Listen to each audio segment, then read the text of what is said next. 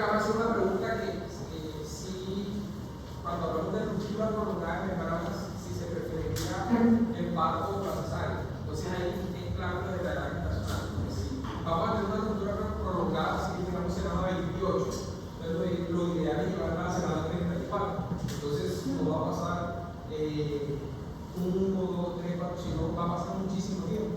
Entonces ahí pues seguramente va a ser cesárea si lo logramos llegar a la semana 24. Hablamos de ruptura prolongada, por ejemplo, en un embarazo a término en el cual se rompieron las membranas, ya han pasado más de 24 horas y no ha nacido el bebé, entonces digamos que ese es otro tipo de ruptura prolongada que va a ser diferente. Entonces siempre es muy importante la edad gestacional, las condiciones del feto, y eso nos orientaría sobre qué hacer. ¿Sí? Entonces siempre hay que identificar las, no es solo el nombre, es una ruptura prolongada de embarazo, sí, pero falta cuántas semanas de embarazo tiene, está madurado o no, clínicamente hay infección o no, todas esas cosas. ¿Sí? Entonces todo depende de la edad gestacional y de los factores alrededor que tenga esa paciente para definir si es prolongado o no y qué viene del parto. Buenos días, nosotros somos el grupo 4A, conformado por David Quintero, Keila Pérez, Kelly Rincón y Rafael Pérez. Bueno, este es el índice de contenido. Entonces, quiero primero darles como un contexto del caso. Esta es una paciente internacional. Ella viene de Aruba, que es una isla que pertenece pues, a Países Bajos. Está al norte de Venezuela. A ella la empezaron a atender allá y por los motivos que más tarde les comentamos, la tuvieron que remitir aquí a Colombia, específicamente a la Fundación Cardiovascular. Entonces, pues, los datos de identificación los proporcionan ellos a través de una hoja de remisión, por decir así, y no están muy completos, pero pues aquí les vamos a intentar proporcionárselos de la manera más completa. Entonces el nombre pues es RHS, tiene 28 años, es de sexo femenino y pues básicamente procede de esta ciudad, de esta localidad de Aruba que se llama Oranjestad. El motivo de consulta era una cita de control prenatal. Entonces la enfermedad actual es una paciente femenina de 28 años de edad, primigestante, con embarazo de 29,6 semanas por FUR concordante con eco de segundo trimestre, quien consulta para control prenatal, refiere movimientos fetales positivos, niega síntomas de sangrado urinarios, amenorrea y síntomas premonitorios. En antecedentes patológicos, es una paciente con lupus eritematoso sistémico, con un episodio de tromboembolismo pulmonar en el 2020, asociado a trombosis venosa profunda en la misma hospitalización, y también tiene un síndrome antifosfolípidos. Farmacológicos, toma hidroxicloroquina 200 miligramos oral, 2 tabletas por día, toma sulfasalacina 1 gramo oral, 2 tabletas por día, carbazalato de calcio, la dosis no se especificaba, y toma heparina bajo peso molecular, se inyecta heparina bajo peso molecular 80 miligramos subcutáneo. En quirúrgicos se le realiza una laparoscopia debido a un hemoperitoneo secundario hemorrágica ovárica durante la ovulación. Se especifica que este episodio se asoció a un INR bajo, ya que la paciente estaba en terapia con acenofumarol, que es un antagonista de la vitamina K. Y negados, pues, el resto de antecedentes. Al examen físico es una paciente con buenas condiciones generales, está alerta, afebril, signos vitales, todo se encuentra normal, cabeza y cuello, isocoria no reactiva, conjuntivas escleras normocrónicas, mucosa oral en el tórax, simétrico no expansible, ruidos cardíaco-rítmicos, murmullo vesicular conservado. En el abdomen, globoso por útero grávido, neurológicos, alerta orientada en las tres esferas, sin déficit neurológico aparente, genitales no se evaluaron, pero no presentaban miorrea, extremidades eutróficas sin edemas, llenado capilar menor a 3 segundos. En los laboratorios, pues se encontró que de sífilis era negativo, de VIH, de hepatitis B, de IgG presentaba, la IgG positiva de rubéola. Pues aquí no van a tener todos los exámenes que normalmente aquí en Colombia tendrían, sino pues acostumbra hacer. Entonces, por ejemplo, no tiene toxoplasmosis, pero sí tiene una PCR de clamida gonorrea tipo mona negativo, tiene esta prueba de detección prenatal no invasiva, que es con ADN fetal, en la que se puede predecir el riesgo de anomalías fetales, y se encontró que tenía bajo riesgo. La hemoclasificación tiene un CUPS indirecto, que resultó que en este fenotipo, que esto básicamente se traduce en que tiene anticuerpos calientes que no tienen efecto sobre el feto, es decir, que no hay riesgo de su inmunización. Y tiene una prueba de tolerancia a la glucosa oral que estaba dentro de los límites. Además de eso, pues tenían los laboratorios que se habían hecho de control con reumatología. Ella ya se había hecho 5 citas, 5 en ese país se acostumbran a hacer 6 controles con reumatología para este tipo de pacientes durante el embarazo. Ella ya tenía 5 controles y pues actualmente tenía estos resultados, solo les salían positivos los anticuerpos antinucleares y los anticuerpos anti-ADN de doble cadena. Además tenía complemento C4 reducido y tenía los anticuerpos anticardiolipina positivos, así como tanto el IgG como el IgM. Entonces, como conclusión, el reumatólogo pues escribió ahí en la historia clínica que era una paciente que, digamos, tenía su lupus en remisión, estaba controlada, pero que tocaba estar pues a la expectativa de una posible complicación. Eso se basa con la escala de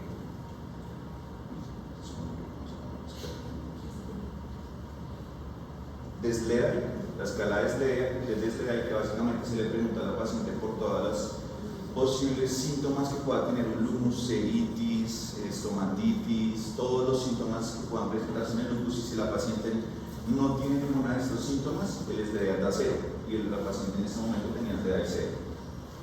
Posteriormente, pues las ecografías, solo se había realizado 2, la primera no se la hizo, en ambas, pues sin embargo, no encontraron ninguna anomalía.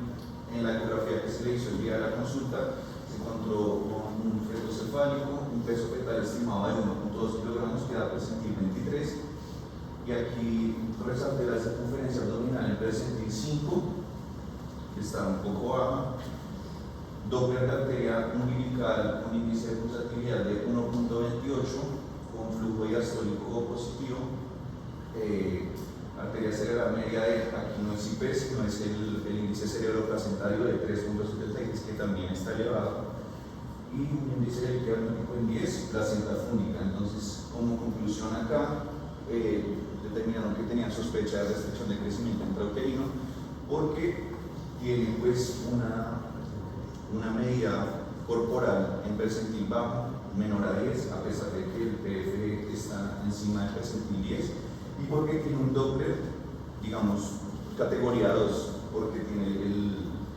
el índice cerebroplacentario aumentado. Entonces, doctor, yo le quería preguntar, es que yo investigué y el índice cerebroplacentario es hasta 1, pero cuando está encima de 2,4, como en este caso, o sea, encima del percentil 95, también da para un Doppler patológico. Sin embargo, pues en la clase que usted dio ahorita, yo observé que normalmente uno lo clasifica con un IP menor a 5, con un índice de cerebroplacentario menor a 5, y este está en percentil 97. Bueno, lo que pasa es que, digamos, en este caso, según lo que hablamos anteriormente, digamos, si hay una alteración percentil menor de 10 con alguna alteración hemodinámica, ya enseguida pasa a reducción de crecimiento independientemente de la alteración. Y ella ya tenía, aunque tiene una, el percentil es menor de 10 y además tiene una alteración hemodinámica. Por eso se sospecha que hay crecimiento interior. Entonces, cuando llega acá, pues hay que hacerle el seguimiento y, digamos, la clasificación de los parámetros que utilizamos acá para identificar cómo está esa restricción.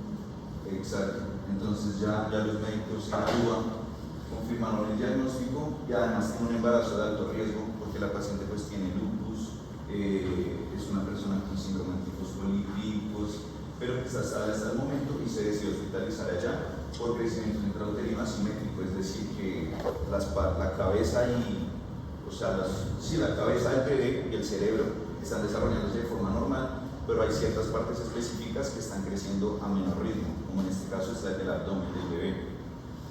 Y pues el plan fue precisamente hacer una muscular y transferirla a Colombia para monitorear. Por eso yo diría que lo que usted está diciendo es siempre importante. Digamos, la distribución de hemodinámica es tratar de proteger los órganos más importantes, en este caso el cerebro, y por eso pues, el diámetro hiperdental y la circunferencia cefálica es normal, pero la circunferencia abdominal es más pequeña, es un percentil encima. Entonces, digamos que la distribución es tratar de proteger los órganos vitales, los órganos más importantes, y luego pasa a ser un órgano que sí había un efecto hemodinámico y entonces va a ser una reducción de crecimiento. Algo que sí que también aprovecho para comentarles que a veces uno acá, porque es lo que ve, todos creen que solamente eso es lo que existe. Allá en Aruba, nosotros tenemos muchos pacientes allá y por ejemplo, allá lo utilizan dexametasona para modulación pulmonar. Allá siempre es con dexametasona. Eso es lo que yo imagino. Lo otro es el labetalol. Por ejemplo, ellos no tienen labetalol inyectado, sino en pastillas. Sí, y aquí no hay pastillas. ¿Sí? Entonces, todo depende de donde provenga el paciente y cómo se maneja ya, como siempre les mencioné ahorita, dependiendo de donde uno esté y con lo que cuente, tiene que trabajar. ¿Sí? Cuando estamos hablando de tocolisis, incluso ahí se habló de la pendutalina, que la pendutalina se viene utilizando hace muchísimo tiempo, por ejemplo, y es excelente tocolítico o definidor, pero el efecto colateral es la taquicardia que produce. Entonces, a veces sí te para en las contracciones, pero la taquicardia te desespera. Es como, por ejemplo, el alcohol es tremendo tocolítico. Cuando tú vas a emborrachar a un paciente para que no le den contracciones, le va a afectar al bebé. ¿Sí me explico? Entonces, con lo que uno tiene, pues tiene que tratar de resolver. ¿Sí? Y entonces, en este caso, a veces uno cree que no, que la dexametasona no, la dexametasona también sirve, se utiliza, pero aquí afortunadamente tenemos dexametasona, pero nosotros sí utilizan la dexametasona y otro tipo de antihipertensivos, otra vía de administración de antihipertensivos o de medicamentos, y por eso es importante conocer de todo. Sí, doctor, yo también quería comentar que pues el motivo es para monitoreo fetal. Es que en Aruba no tienen para monitorizar o... No, porque es que así salía la historia clínica que... No, allá sería muy bien. Lo que sucede es que allá, lo que yo he entendido muy bien es como la capacidad para UCI neonatal, básicamente, es lo que ellos no tienen. Y los embarazos complicados, ellos no los manejan. No sé si tienen la infraestructura para manejar este tipo de pacientes, las mujeres embarazadas y los bebés preternos. Todos esos pacientes aquí, alto riesgo y riesgo de impacto materno, todos los mandan a nosotros. Ah, listo. Sí, es que deberían escribir eso porque escribieron pues. No, tienen un convenio con la Fundación Cardiovascular. Entonces, tienen el avión, tienen todo. El país es fácil tomar todo el avión.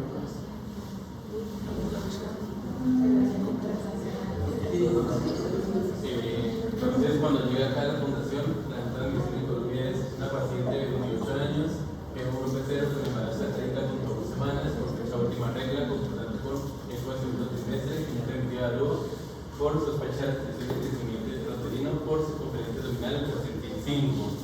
Se considera paciente con embarazo de alto riesgo por las comorbilidades explicadas, se solicita para clínico como hemograma, IgG, IgM, toxoplasma, prueba de VIH, monitoreo fetal, ecografía transabdominal y doble representario.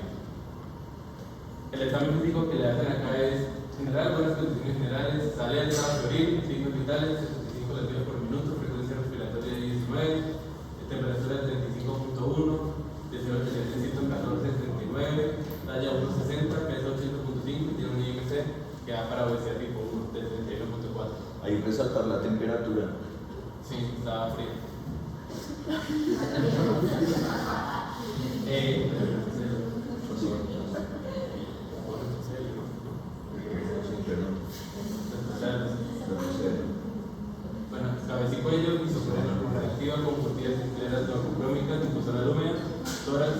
simétrico, no expansible, ruidos cardíacos rítmicos, murmullo circular conservado. Abdomen globoso por útero grávido, neurológico, alerta, orientada a la esfera, no tiene un déficit neurológico aparente, genitales, no fueron valorados, no amiorrea, extremidades, hipertróficas, sin edema, no capilar, menor a 3 segundos. Entonces, los laboratorios del 11 de julio que hicieron acá fue sífilis, prueba troponémica no reactiva y la prueba no troponémica fue reactiva. El VIH negativo, IgM toxoplasma no reactivo e IgG toxoplasma no reactivo. El hemograma tiene una hemoglobina de 12, tiene una hemocrisis de 6.1, tiene unos glóbulos blancos de 10.800 y a destacar es que tiene unos neutrófilos de 8.700, es decir, el 81%. Aquí es importante mencionar una cuestión, y es que ella primero le hicieron esta prueba no treponémica y le salió reactiva, pero entonces le salió en valores limítrofes y después decidieron hacerle la treponémica pues para verificar y la salió no reactiva, entonces se consideró que fue un falso positivo, solo para aclarar. Ya. Sí, eso es lo que ella llegó de Aruba y después la volvimos colombiana, ¿sí? Porque le pedimos todos los exámenes que normalmente pedimos acá. Y algo que tienen que siempre es importante tener en cuenta con la enfermedad autoinmune, que siempre el PDL, la prueba de proteína, tiene un alto porcentaje de salir falsamente positiva. Entonces, fue lo que sucedió con este paciente. Y por eso se hizo la prueba de proteína que se cree que efectivamente habla que no era un falso positivo. El monitoreo fetal, línea base en 140, variabilidad modular, con aceleraciones, sin desaceleraciones, sin actividad uterina y con bienestar fetal, categoría 1. No, o sea, no tenemos la imagen del trazado para poder mostrarla. Ecografía Doppler, es una ecografía obstétrica que dice feto único vivo, longitudinal y cefálico, fetocardia efectiva para 135 latidos por minuto, sin un índice de líquido amniótico de 10.2 centímetros y te mantiene la diámetro de 40. Si el diámetro de 40 es 7.31 centímetros, que queda concordante para 9.2 semanas, es cefalocaudal de 26.9 centímetros, que va para 28.4 semanas. Entonces, parece cefálico. Circunferencia cefálica y circunferencia abdominal, sí. Que va para 24.5 centímetros, concordante con 28.3 semanas y a la longitud del fémur, sí, 5.5 centímetros, que va para 29 semanas. Tiene una biometría fetal de 28.6 semanas y un peso fetal estimado de 1.270 gramos con un percentil del 5.8. El doble fetoplacentario tiene una arteria umbilical, no sé qué es, índice de pulsatividad. El índice de pulsatividad de 1.06, una arteria cerebral media con un índice de pulsatividad de 1.5, un doppler de arterias uterinas derechas con un índice de 2.16 y una arteria uterina izquierda con un índice de 0.9. Conclusión: embarazo con feto único biocefálico, embarazo de 30 semanas, un día por fecha última regla corregida con biometría para 28 semanas con 6 días. Tiene un retardo en el crecimiento placentario con un doppler tipo 1. Entonces, el análisis que le hacen acá en la fundación es una paciente de 28 años, G1 P0 con embarazo de 30.1 semanas, urinaria aluba, hospitalizada en contexto de sospecha de restricción de crecimiento intrauterino, con antecedente de lupus eritematoso sistémico, síndrome de tumor polipídico y trombosis venosa profunda y tromboembolismo pulmonar en el 2020. En la ronda de ginecología, la paciente está alerta, estable, febril, con signos vitales y metas para clínicos del día de hoy, con un hemograma sin anemia, leucocitosis o trombocitopenia, IgG y IgM para toxoplasmosis gondii no reactivos y prueba rápida de VIH 1 y 2 no reactiva. Llama la atención la prueba troponémica reactiva y se solicita una prueba troponémica que ya mostramos anteriormente que reporta resultado no reactivo, por lo que se considera un resultado previo, un falso positivo secundario a antecedente de enfermedad autoinmune. La monitoría fetal del día de hoy con línea base 140 tiene una variabilidad moderada, con aceleraciones, sin desaceleraciones, no tiene actividad uterina, tiene bienestar fetal categoría 1, se le realizó el doppler fetoplacentario que reporta feto pequeño para la base seccional con un peso fetal estimado de 1.370 en percentil 5.8. Índice de líquido amniótico en metas de 10.2 y biometría para 28.6 semanas, con doppler sin compromiso hemodinámico por el momento. Consideramos que debe continuar hospitalizada por vigilancia médica estricta, continúa manejo médico instaurado para sus comorbilidades. Ya la atención nunca ha sido manejada con aspirina, a pesar de su clara indicación durante la gestación. Por lo anterior, se decide iniciar acciones de salicílico y ajustamos dosis de tromboprofilaxis, ya que en cuanto a dosis superterapéuticas, se dividían tensiones arteriales, de momento se han mantenido en rangos de normalidad. Se le explicó los siguientes datos a la paciente con sus diagnósticos, la conducta a seguir y su condición de riesgo estimado, así como en caso de deterioro materno o fetal se procederá a finalizar la gestación. Doctor, yo le tengo una pregunta acá porque yo vi el plan que ella traía de Aruba incluía carbazalato de calcio, que eso, pues yo investigué, contiene ácido acetilsalicílico más otro ingrediente que ayuda como a prevenir las úlceras gástricas, o sea, para prevenir el efecto secundario del asa. Pero aquí están diciendo que no le dieron asa, de pronto se lo dan de otra forma, otra presentación que tuvieron allá. Sí, lo que pasa es que, digamos, lo que hay allá, y lo ideal para lo que uno busca, la prevención de preeclampsia son 150 miligramos. ¿Sí? Entonces, si está subterapéutico, si no le está dando, no está haciendo nada.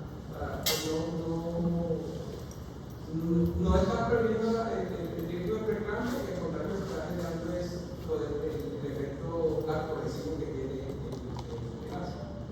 Doctor, por la heparina que ella la trae en 80, ahí dice que está en dosis supraterapéuticas, pero no serían de pronto, pienso yo, por la cantidad de comorbilidades que ella tiene,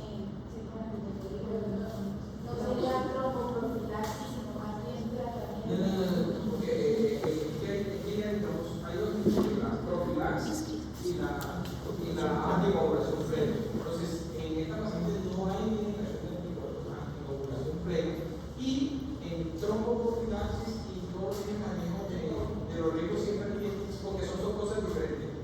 El ácido acetilsalicílico es un antiagregante planetario y la heparina es un anticoagulante. Entonces, aunque va a haber anticoagulación, el mecanismo de acción es diferente, y la utilización de los dos es para dos cosas diferentes.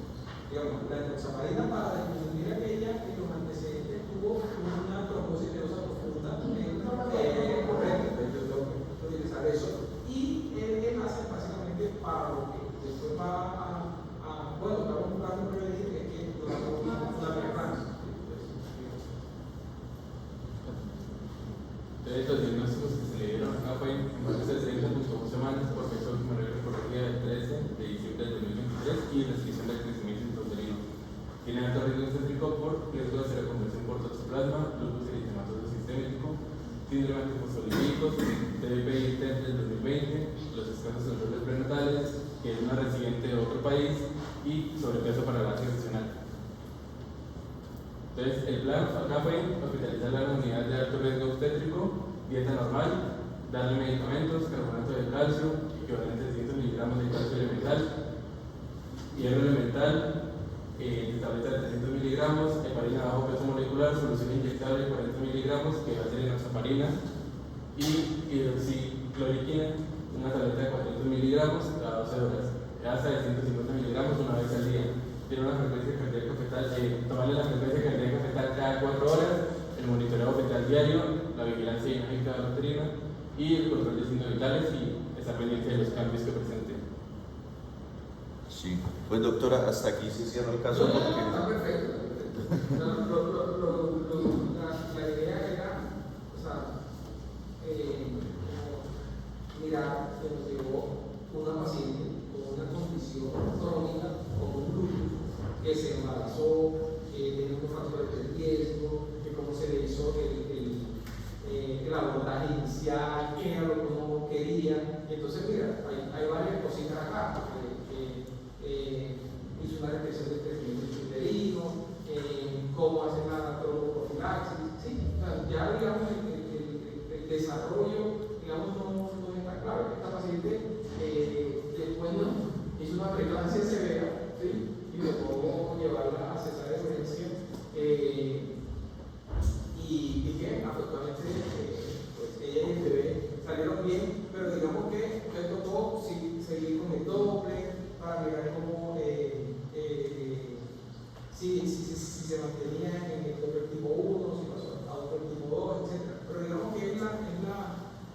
se hace el abordaje de una paciente con esa condición. ¿Sí? Entonces, a eso es lo que yo le quería llevar. Sí, no tenemos en detalle, hasta ahí está perfecto. Y ahora, ¿qué esperar o qué cuidado tener? Que es lo que van a desarrollar ustedes en el seminario y eso, de lupus y cómo enfocar al paciente, qué puedo tener, hablarle, etcétera, y todo lo que implica el embarazo de una enfermedad pulmonar. Listo, entonces ya vamos a continuar con la presentación del tema. Bueno, entonces, doctores, vamos a dar inicio a la revisión de temas y como ya el doctor lo mencionó, vamos a hablar de algo muy importante que tal vez nosotros no tenemos en cuenta en las consultas y que vamos a ver que es muy importante porque conviene, como lo acaba de decir el doctor, muchos riesgos maternofetales. Entonces, primero por recordar que el lupus eritematoso es una enfermedad crónica, multisistémica, autoinmune, en la que hay una autorreactividad de los linfocitos T y B, y que esto va a dar lugar a autoanticuerpos patógenos que van a depositar complejos inmunes y van a terminar en daño tisular. Es decir, es una enfermedad autoinmune, crónica, multisistémica, que al final va a tener la capacidad de afectar todos los órganos. ¿Y por qué es importante que lo tengamos en cuenta y por qué es importante saber qué tenemos que hacer con estas pacientes?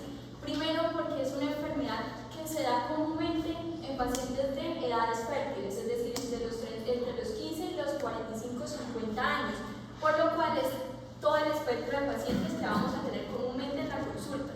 Segundo, porque el lupus es una enfermedad muy variable y sobre todo en el embarazo tiene cambios, tiene muchas recaídas, tiene remisiones, tiene recaídas crónicas y agudas y por lo tanto es una paciente en la cual nosotros tenemos que estar prácticamente casi encima porque en cualquier momento puede haber cambios, a tal punto que el 33% puede permanecer sin cambios y un 33% puede mejorar, pero hay una alta probabilidad, porque ese 33%, esto es muy significativo, de que puede tener alguna complicación o puede empeorar en el transcurso del embarazo.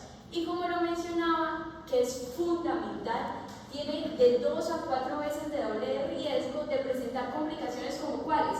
En el caso de nuestra paciente, restricción del crecimiento intrauterino, tiene complicaciones como preeclampsia, trombocitopenia, muerte fetal, aborto y lupus neonatal, que es una complicación más frecuente, la preeclampsia y el lupus neonatal. Entonces vamos a recordar las manifestaciones clínicas. Primero tenemos unos síntomas constitucionales que son la fiebre, la fatiga y la pérdida de peso. Estos síntomas están en la mayoría de pacientes y si no lo tienen en el momento lo van a cursar en algún punto de la enfermedad, ¿sí? Las artritis y las artralgias están en el mayor porcentaje del paciente, casi más del 90%, y generalmente se atribuyen a las primeras manifestaciones de la enfermedad. Las lesiones en la piel, hay lesiones tanto orales, mucosas orales y nasales, en todas las mucosas, y pueden ser úlceras o otro tipo de lesión, generalmente no son indoloras, y también hay lesiones de fotosensibilidad. Tenemos anomalías vasculares, el fenómeno del reinado, que ya sabemos que es un espasmo vascular que dificulta el flujo de sangre en determinadas zonas del cuerpo, y las vasculitis, dentro de las más frecuentes, la cutánea, que se puede manifestar como púrpura o petequias, y las enfermedades tromboembólicas, que también la tenía nuestra paciente. La nefritis lúpica, súper importante porque esto va a determinar una complicación gigante en el embarazo, porque ustedes saben el esfuerzo que tiene que hacer el riñón como cambio fisiológico en el embarazo, por lo tanto es un factor muy importante para determinar o para predecir qué tanto riesgo, qué tan complicado va a ser el curso del embarazo, y da en un 50% de las pacientes y pues es causa de morbimortalidad por las razones anteriormente dichas.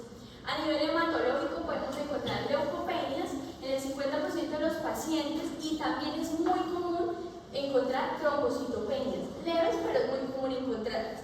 Y a nivel neuropsiquiátrico se puede manifestar como disfunciones neurocognitivas, psicosis, delirios y alteraciones como neuropatías periféricas. Entonces, importante, y el doctor lo decía, con estas pacientes es fundamental hacer una evaluación preconcepcional. En el caso de nuestra paciente no se hizo, por lo tanto no se pudieron como identificar los riesgos antes de decir como no es bueno que se embarace ahorita, ¿sí? Entonces, ¿qué objetivos tiene la evaluación preconcepcional? Para que no se les olvide básicamente dos. Uno, determinar los riesgos materno-fetales con tal de identificar que no hay un riesgo que para nosotros sea inaceptablemente alto, o sea que definitivamente no, y que es necesario que el embarazo se postergue un poco más.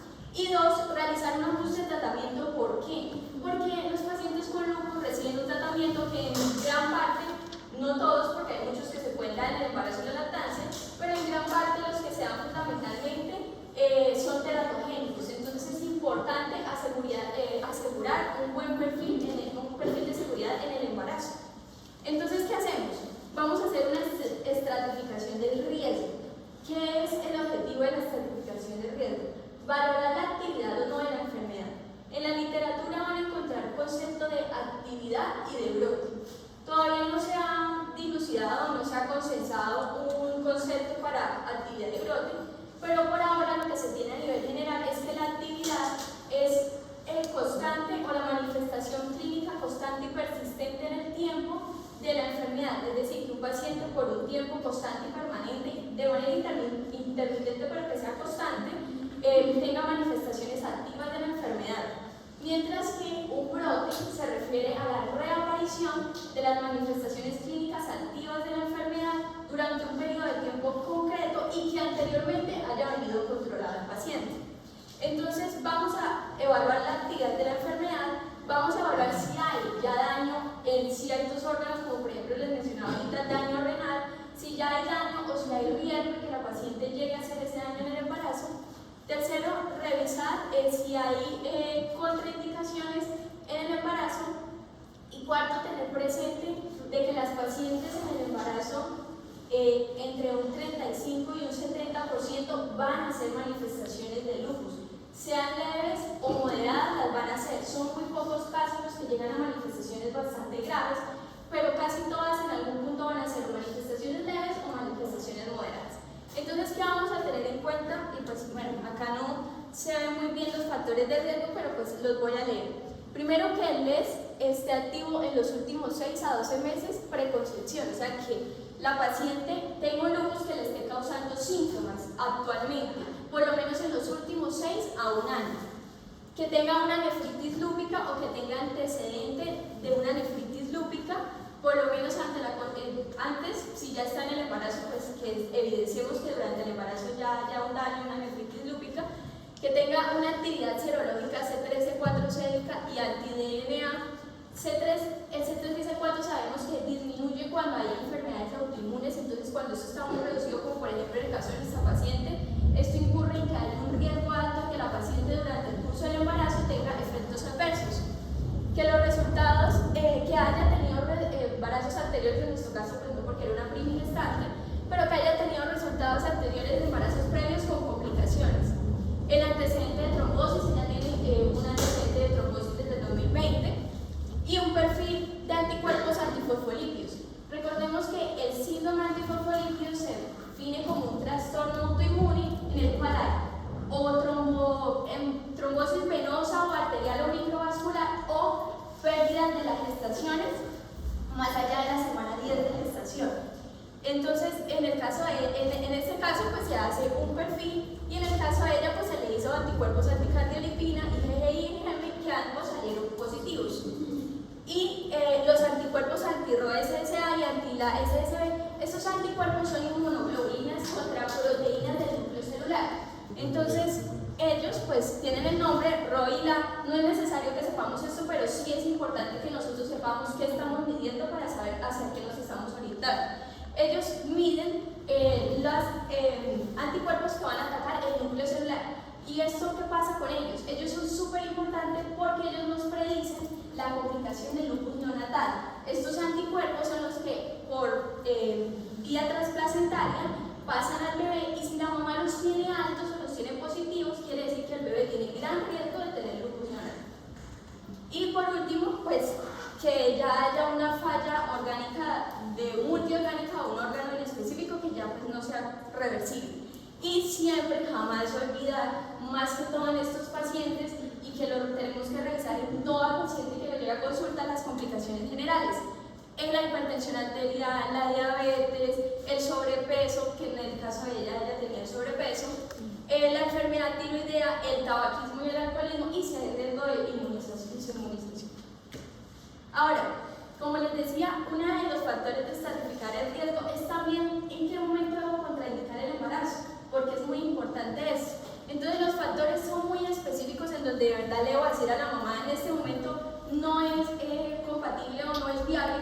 embarazo.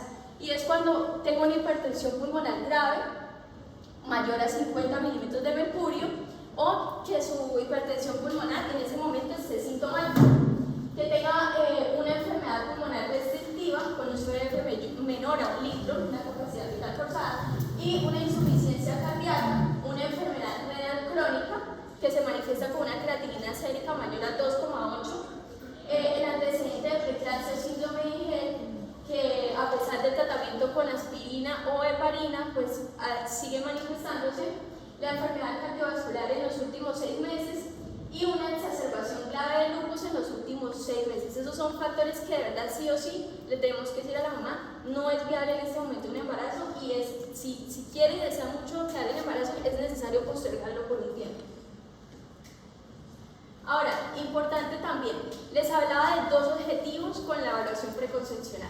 Uno, determinar factores de riesgo y contraindicaciones, que ya lo hicimos, y el segundo es el ajuste de tratamiento, porque como les comentaba, hay medicamentos que no se les puede dar a ellos por el alto potencial teratogénico. Entonces, ¿qué vamos a hacer? Y no se nos puede olvidar, doctores, jamás, no se nos puede olvidar hacer estos cambios, porque de verdad el potencial teratogénico es altísimo. Primero, ciclofosfamida, que es un inmunosupresor, está asociado a malformaciones congénitas. Lo ideal es que se debe evitar durante las primeras 10 semanas, porque ustedes saben que es el periodo más teratogénico del primer trimestre. Sin embargo, hay evidencias de algunos casos que dicen que se ha tenido que dar, pero como ustedes saben, con todo medicamento, tiene que ser demasiado necesario darle, porque el beneficio de verdad es mucho mayor con respecto a la vida de la madre y del feto. El diclofenolato está asociado a anomalías congénitas. El metotrexato, que como ya sabemos es teratogénico. Si la mamá tiene un antecedente por lo menos reciente de unos 3 meses con metotrexato, ya saben que pues tienen que formularle 5 miligramos de ácido fólico. Los bifosfonatos, hasta ahorita se sabe que se deben discontinuar porque pues no se desconocen sus efectos en el proceso óseo neonatal, pero por ahora no se deben usar. La leflunomida, que es un inmunosupresor, la leflunomida está muy asociada a altos índices de hidrocefalia, y aparte de eso, pues es un medicamento que dura en suero, dura detectable hasta por 2 años. Entonces tocaría decirle a la mamá que hasta después de 2 años es que no se puede embarazar, o también hay la opción de hacer un lavado profundo, pero lo ideal sería que se espere hasta los 2 años para poder iniciar un proceso de embarazo.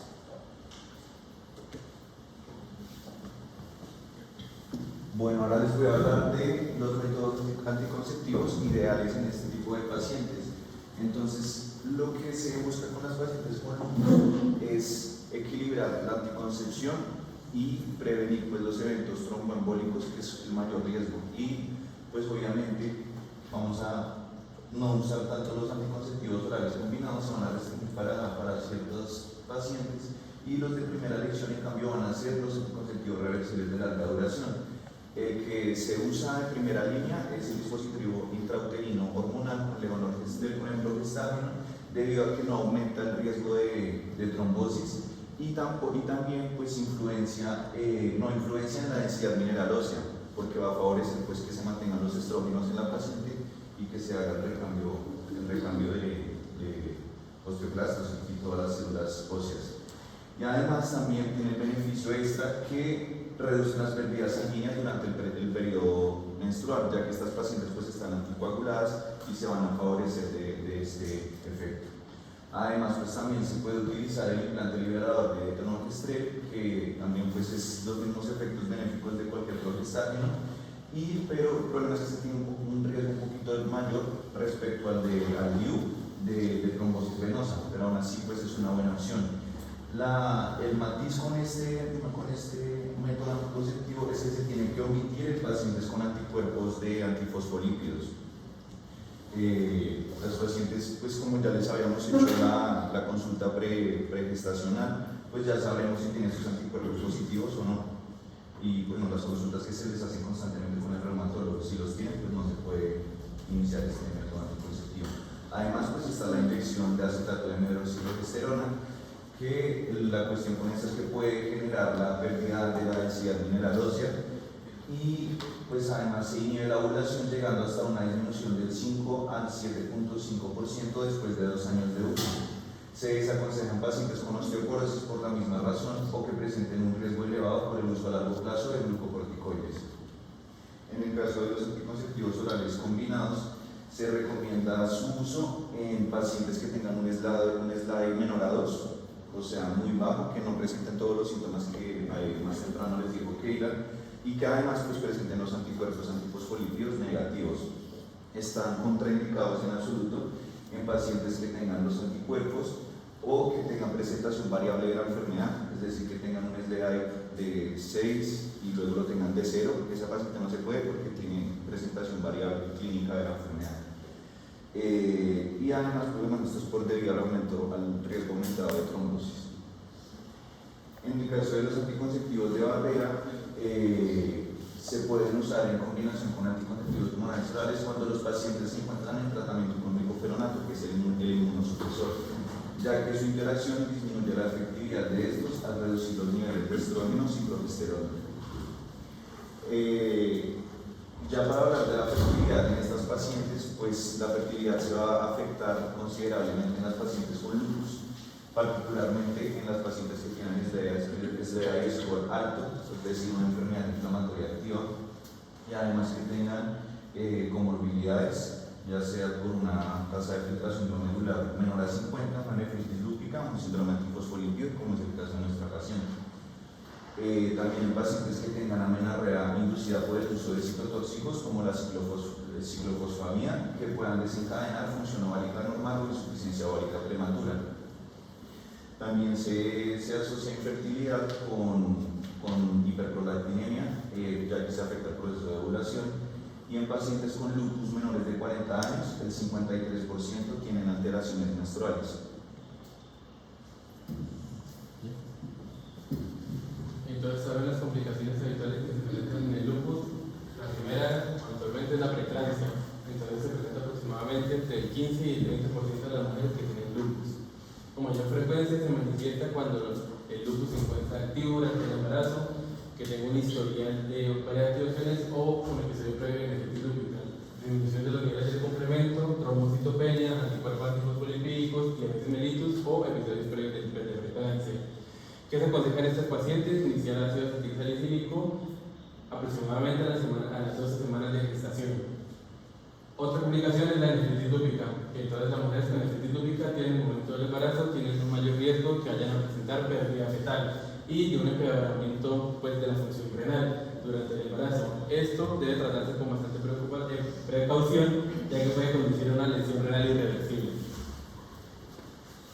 La preeclampsia versus la nefritis lúpica se da, pues, principalmente esto es un desafío a tener en cuenta en las pacientes, ya que la nefritis lúpica y la preeclampsia pueden ocurrir al mismo tiempo y ambas afecciones pueden pues, presentarse con hipertensión y proteinuria.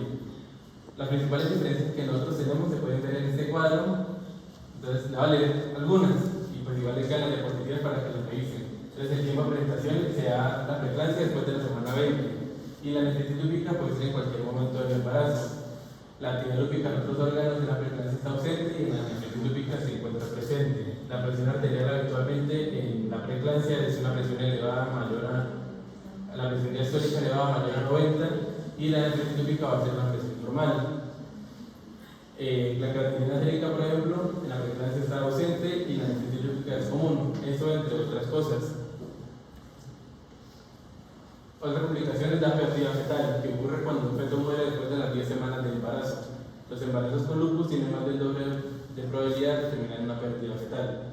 Los factores de riesgo para la pérdida del embarazo incluyen presencia de anticuerpos antifosfolípicos, nefritis lúpica, aumento de los días de lupus en los 6 meses anteriores o durante el embarazo.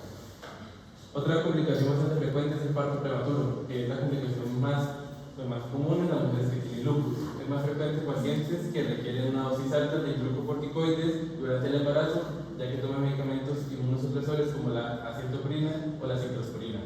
La presencia de nefritis lúpica y la enfermedad activa son los mejores predictores para poder diagnosticar si la paciente va a tener un parto prematuro. Otra es el RCIU, que es la restricción del crecimiento del proteíno, y ese es el riesgo mayor en presencia cuando se asocia con hipertensión, fenómeno de Raynaud y brotes de la enfermedad. El lupus neonatal también se presentan aproximadamente el 10% de los bebés nacidos de madres con ciertos anticuerpos llamados anticuerpos RO y anti-LAM, que pueden o no tener el diagnóstico de lupus, y causado por la transferencia transplacentaria que se va a presentar la transmisión vertical de los anticuerpos anti-RO y anti-LAM después de aproximadamente la semana 20 de embarazo. Las principales manifestaciones son cutáneas o cardíacas, pero pueden aparecer anomalías hematológicas o hepáticas. Entonces, estas son manchas que se pueden observar en los pacientes que tienen afecciones cutáneas y se observan típicamente como máculas eritematosas o placas alrededor de la cabeza y el cuello que desaparecen habitualmente después de los 6 meses de vida. Manifestaciones cardíacas se dan como el bloqueo cardíaco congénito suele aparecer entre las 18 y las 24 semanas de gestación, y el uso de hidroxicloroquina durante el embarazo está asociado a tasas reducidas de bloqueo cardíaco congénito. Se ha descrito una mortalidad habitual entre el 16 y el 17.5% y se requiere la implantación de marcapasos en el 70% de los pacientes a la edad de 10 años. Bueno, ahora para hablar un poco acerca del manejo durante el embarazo, entonces recordar principalmente que esto se debe realizar a través de un grupo multidisciplinario donde vamos a incluir pues un ginecólogo, un nefrólogo y un reumatólogo. Entonces primeramente tenemos el control prenatal, donde le vamos a recomendar a la mamita que tenga visitas mensuales hasta la semana 20, luego 2 visitas cada 2 semanas hasta la semana 28 y una cada semana hasta la finalización total pues del embarazo. Las visitas con el reumatólogo se van a realizar cada 4 a 6 semanas dependiendo pues cómo va a variar la enfermedad, ¿no? Entonces, como decía mi compañero anteriormente, tenemos primeramente un asesoramiento prenatal donde vamos a darle un control de la presión arterial a nuestra paciente. Vamos a a evaluar las manifestaciones clínicas que esta pues puede presentar. Vamos igualmente a hacer análisis de laboratorio de control, donde vamos a incluir pues un hemograma, un perfil metabólico, análisis de orina, y a esto le vamos a agregar los anticuerpos RO, los anticuerpos LAM, los anticuerpos antifosfolípidos y anticoagulante lúpico. Cuando las mamitas no quieren quedar en embarazo, pues lo que vamos a hacer es recomendarle los métodos anticonceptivos que mi compañero ya había mencionado anteriormente. Bueno, entonces aquí vamos a dividir cada exámenes en los trimestres. Entonces, primeramente tenemos el primer trimestre. Lo que vamos a hacer igualmente en todos, el control de la presión arterial. De hecho, pues algo que le debemos recomendar a la mamita es que en casa igualmente se haga estos controles para que cuando ella venga a la consulta nosotros podemos hacer un análisis. Igualmente evaluar la clínica de la enfermedad, análisis de laboratorio, y aquí lo que vamos a hacer es una primera ecografía fetal para asegurar que el embarazo sea intrauterino y vamos a establecer la edad gestacional. En el segundo trimestre, el control de la presión arterial, vamos igualmente a evaluar las manifestaciones clínicas de la enfermedad. Aquí vamos a hacer un análisis de laboratorio donde vamos a mirar de prontamente que la paciente no presente una diabetes gestacional y una detención genética si nosotros tenemos la sospecha, o sea, si la mamita lo requiere. Algo importante aquí es que vamos a realizar una ecografía a partir de la semana 16 hasta la semana 25 si la paciente tiene anticuerpos RO y anticuerpos LAM positivos. Y aquí vamos a incluir una ecografía para evaluar la anatomía fetal y evaluar el crecimiento fetal y si hay alguna insuficiencia placentaria. Bueno, tenemos el tercer trimestre, igualmente los 3 primeros ítems, y aquí lo que vamos a hacer pues es una ecografía para evaluar el crecimiento fetal, si hay un suficiente líquido amniótico y si hay insuficiencia placentaria. En el posparto y la lactancia, igualmente vamos a hacer los 3 ítems que ya había mencionado anteriormente. Aquí lo que vamos a hacer también es como buscar esos medicamentos, restringirlos o buscar medicamentos que sean compatibles con la lactancia materna. Bueno, entonces dentro del tratamiento por lo general las mamitas tienen hidroxicloroquina, pues estas deben tomar constantemente eso, dado que estas pues lo que hacen es disminuir el riesgo de preeclampsia, y en algunos pacientes lo que se le hace es agregarle al manejo un poco de aspirina, pues ya más que todo como al finalizar el primer trimestre. Entonces aquí en esta tabla lo que vamos a ver son 3 ítems importantes, que es la preconcepción durante el embarazo y la lactancia. Entonces aquí estos que se encuentran aquí son los que podemos darle a la mamita. Los que prontamente debemos tener como restricción es la prednisona, que esta se debe mantener en las 3 menores a 20 miligramos al día.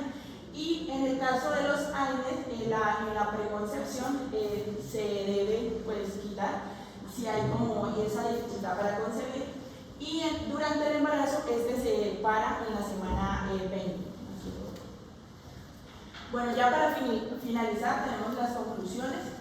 Entonces, en el embarazo en mujeres con lupus es una situación pues de alto riesgo, por lo que es imprescindible realizar un seguimiento multidisciplinario más estrecho, teniendo en cuenta pues las múltiples complicaciones que pueden aparecer y estando atentos más que todo a cualquier cambio durante el seguimiento que vayamos a hacer.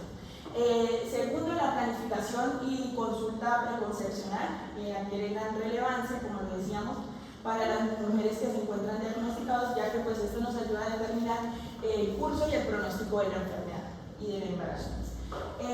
Como decía mi compañera Keila, la ciclofosfamida, el leflunomida, el metotrexato, el diclofenolato de mofetilo y la baclosporina deben suspenderse durante el embarazo y evitarse pues en las mujeres que se encuentran lactantes. Bueno, otra es ante la posibilidad de que surjan exacerbaciones de la enfermedad en el posparto, es de gran importancia pues continuar con los dichos seguimientos, sabiendo pues diferenciar el curso fisiológico de los procesos patológicos. Y como último, es posible pues lograr un embarazo exitoso en pacientes cuando se les realizan pues los seguimientos que ya veníamos nombrando anteriormente. Bueno, antes de terminar, una aclaración, pues el doctor me corregirá, porque tal vez ustedes tengan dudas en cuanto a la vía de parto con estos pacientes. Hasta el momento lo que yo he leído en la literatura es que lo ideal es llevar a las pacientes hasta parto vaginal, en llegado al caso es lo ideal, ¿no? Supongo que si hay algunas complicaciones o algo es necesario desembarazar antes o por cesárea, pero pues el doctor...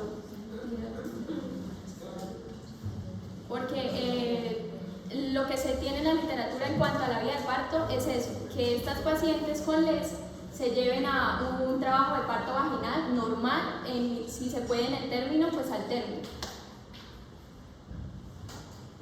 Y listo, ya hemos cerrado por hoy lo que es el seminario.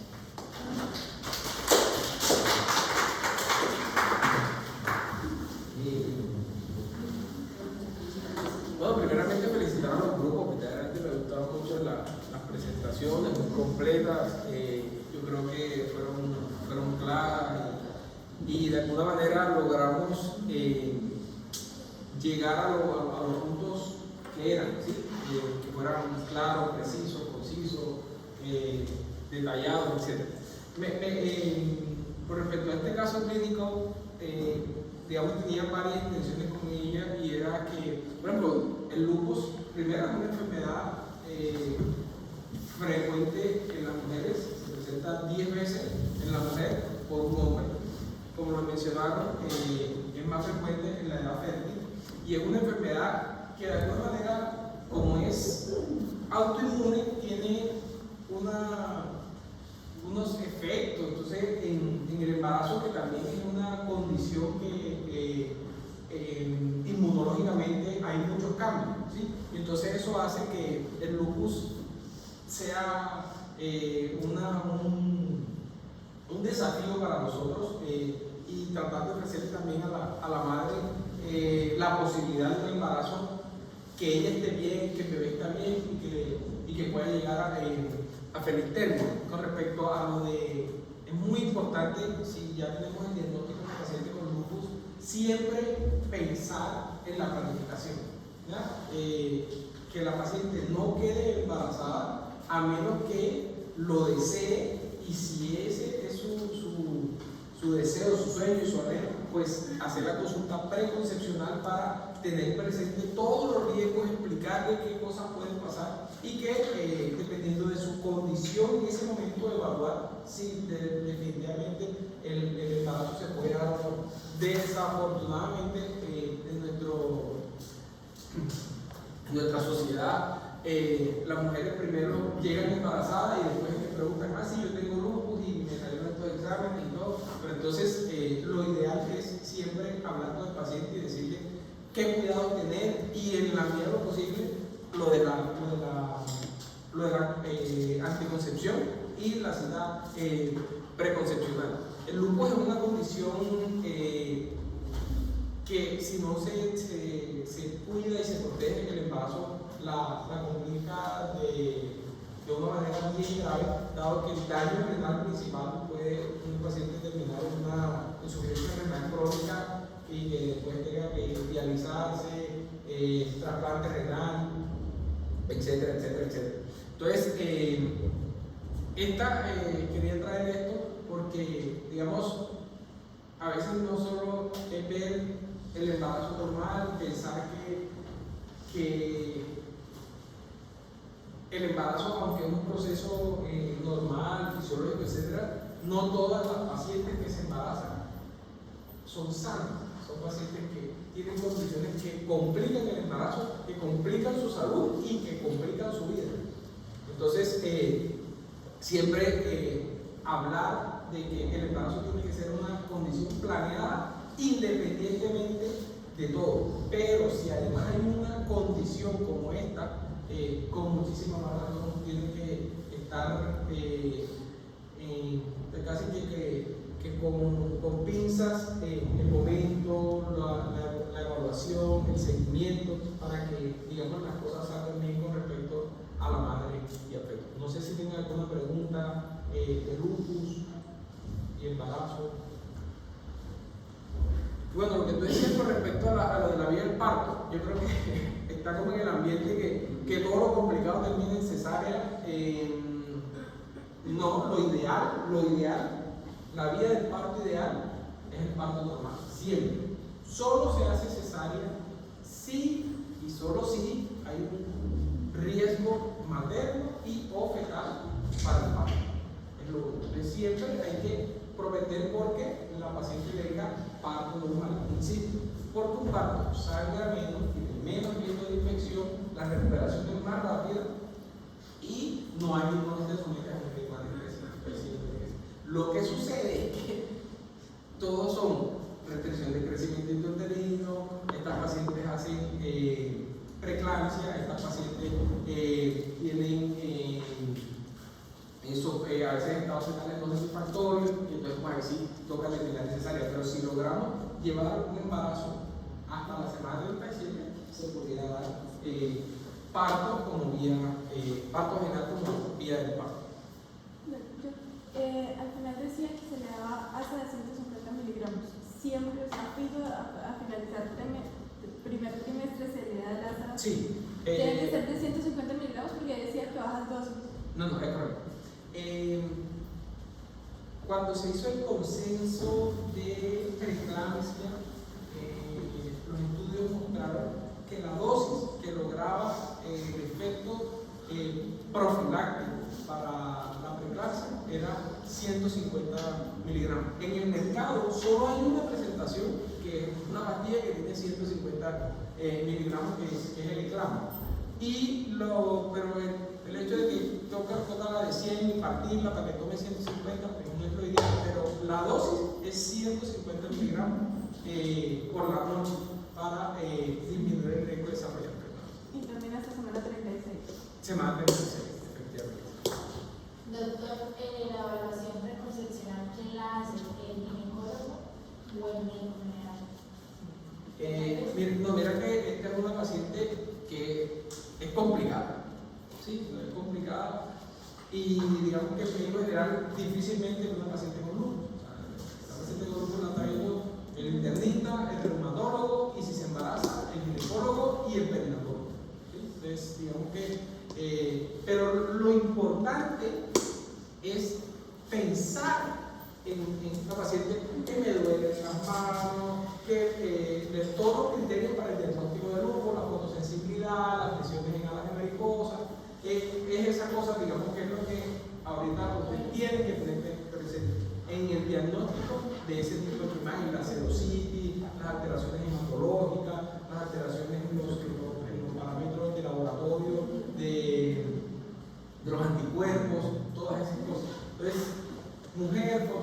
especialidad y dolor articular, artritis reumatoidea, lupus, enfermedad de Sjögren, anticuerpos antifosfolípidos. Y lo otro que siempre es importante a veces en el embarazo es un mecanismo para hacer diagnóstico de este tipo de enfermedades. A veces la paciente o la mujer no sabe que tiene una enfermedad autoinmune. Entonces cuando va a buscar embarazarse es cuando vienen los problemas.